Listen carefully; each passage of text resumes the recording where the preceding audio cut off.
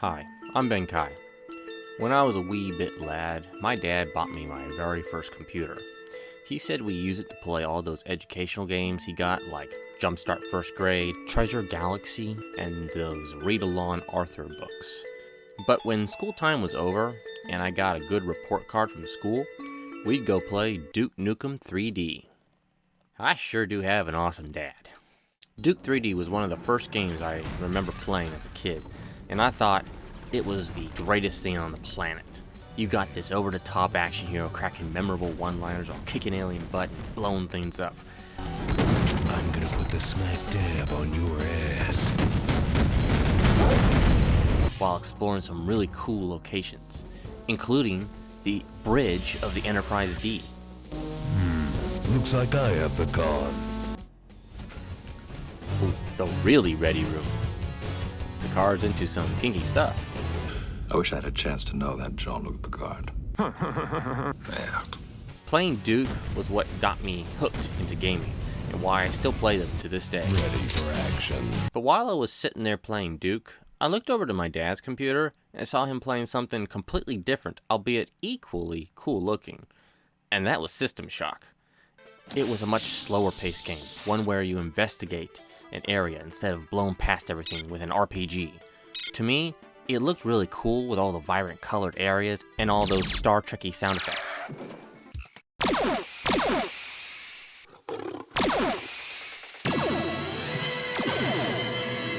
So I asked my dad, when do I get to play it? To which he responded, well son, this game is kinda advanced for you. Why don't we save it for a rainy day? Okay. The following week, there was a massive rainstorm, and that could only mean one thing.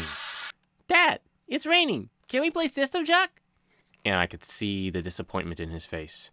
Oh, son, you are definitely not ready for this game. Euphemisms were clearly not my thing. Fast forward several years, when I leveled up my intelligence factor by 10, I took it upon myself to install System Shock and see what I had been missing all these years. And my first thoughts when playing this game was, this game plays like ass. Whoever was the person that thought taking away mouse aim was a good idea was probably the same person that invented tank controls. The whole thing was so maddening that I eventually quit out of frustration to never pick up again. What a letdown. But then another thing happened. GOG received an enhanced edition port of System Shock by Night Dive Studios. While it featured quite a few improvements over the original, this is the one change that made it playable. It's a masterpiece! Woohoo! I can't believe it! It finally plays right! You can shoot things properly! Boom, boom, boom, you're dead, you're dead, you're dead! Oh my god, it's so cool now! It's strange how just one small fix turned an abysmal experience into one of the best games I've ever played on GOG. But Night Dive wasn't satisfied with just that. They also planned on remaking the entire game, for which I had two reactions. Yay! They're doing a remake! And, oh no, they're doing a remake. Night Dive's only record with video games was taking old stuff and making them work on modern systems. They've never made a game from the ground up. Year after year went by with one bad story after another. The fear was setting in that this could be bad. So, when I finally got a chance to play the new remake this year, I was very wary. For about only 2 seconds. It's a frickin' masterpiece! Oh my god, they can give you grenades that finally throw properly now. They put a freaking shotgun in the game. Ion rifles charge up and go boom! And then you got this bagpulse gun and this Reaver, this boss fight, this whole thing's so cool! Every single change made in the remake is better than the original. Out with the dark gun, in with the grenade launcher. Now that's a trade-off I can live with. The sound design is awesome. Installing new modules and hearing that little is so cool. Magnums have this futuristic punch and go boing, boing, boing, boing. Oh, damn. I do miss my Star Trek torpedo sound, though. But the new ion rifle still gets the job done.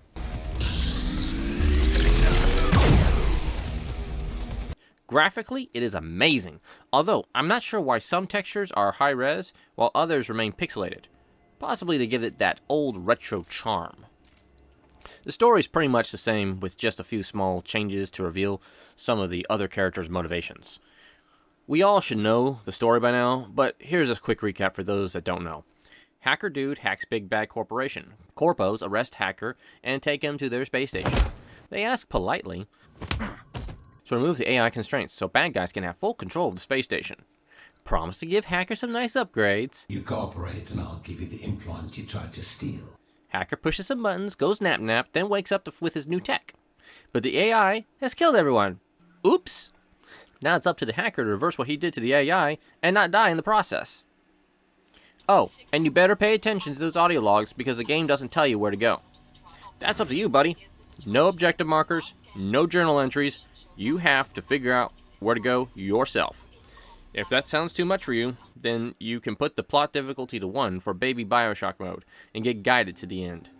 Speaking of difficulty, I was pleasantly surprised by the difficulty sliders for the different parts of the game. Combat, plot, cyber, and puzzle.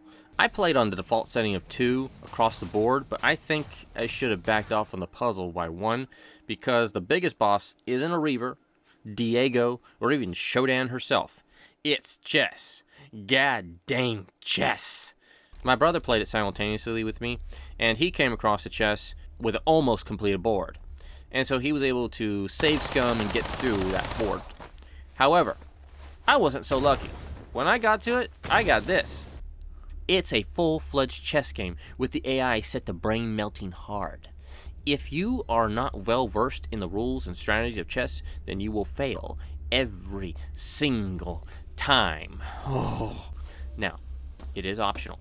But if you skip it, then you miss out on increasing your inventory size by like 6 tiles. And we all know how I like to carry a lot of things around. I may have a hoarding issue. So, nuh-uh. Chess, if I can't beat you, then I shall choose a champion to fight for me. Microsoft Chess. Set your difficulty to Master Champion and beat Shodan Chess to the ground.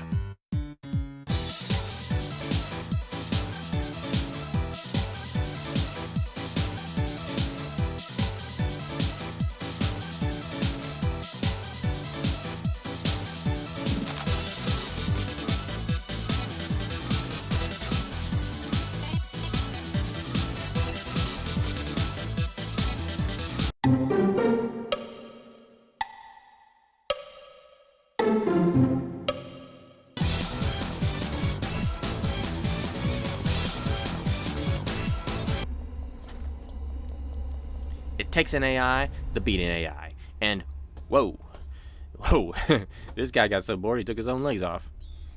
Guns get a major overhaul as well. A lot of redundant and weak guns are removed from the remake, and we're left with some of the stronger versions. Plus, they added a few new ones, like the grenade launcher.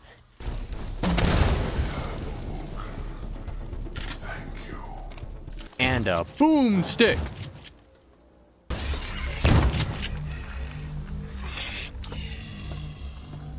Plus, weapon mods have been added to further enhance your guns, like a laser sight on a Magnum pistol, or turning your assault rifle from burst fire to full auto fire.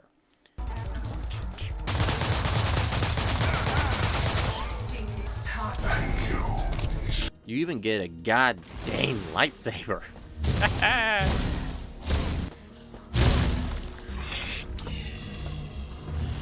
Oh, and a special one that changes color based on your HUD color. I love this game. Remember Cyberspace? That was sort of a bare-bones Descent game as a minigame within the original System Shock. It played poorly, and was featured at the end of the game to beat Shodan. And if you had cyber difficulty on high, you most likely died a lot, and probably didn't even finish the game. But in the remake, Cyber feels so much better. Flying around blowing up those virus programs and firing torpedoes feels great. Do a barrel roll! So I'm quite baffled why in the remake, Cyberspace isn't featured in the final battle like it was in the original. It technically still is, but it's changed to an on-foot segment where they give you this weak weapon and you can't die. It's kind of like the opposite now, where before it was just too hard, now it's just boring. Kind of anticlimactic after having such an awesome journey getting to this point. Now, if I did have to nitpick, I do prefer the original boppy music from the original.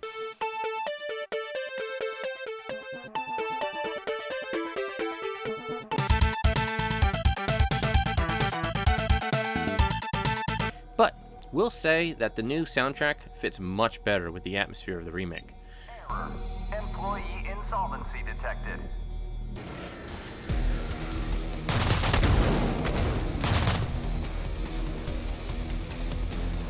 Just sort of wish there was a switch in the options to go between the two soundtracks.